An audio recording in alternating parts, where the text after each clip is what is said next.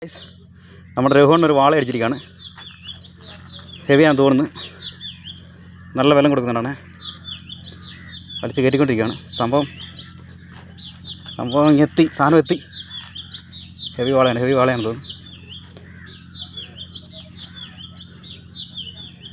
Guys നമ്മൾ വലിച്ച് കയറ്റിക്കൊണ്ടിരിക്കുകയാണ്. നല്ല പിടിയുണ്ടോണ്ണാ? വിലമുണ്ടോ? പുല്ല് ഉടക്കിയല്ലേ?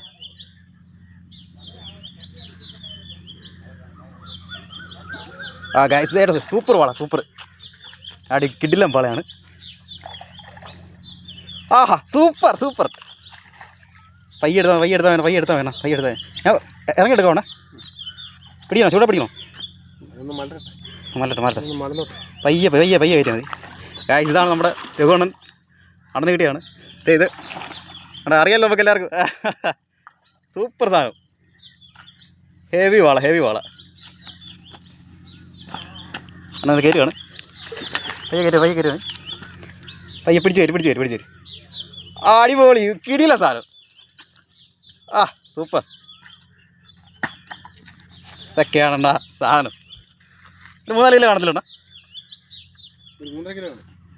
ഗായ്സ് സൂപ്പർ വാള എവിടെ കിട്ടിയിരിക്കുകയാണ്. ഒന്ന് പൊക്കിയാണ് സാധനം പൊക്കി.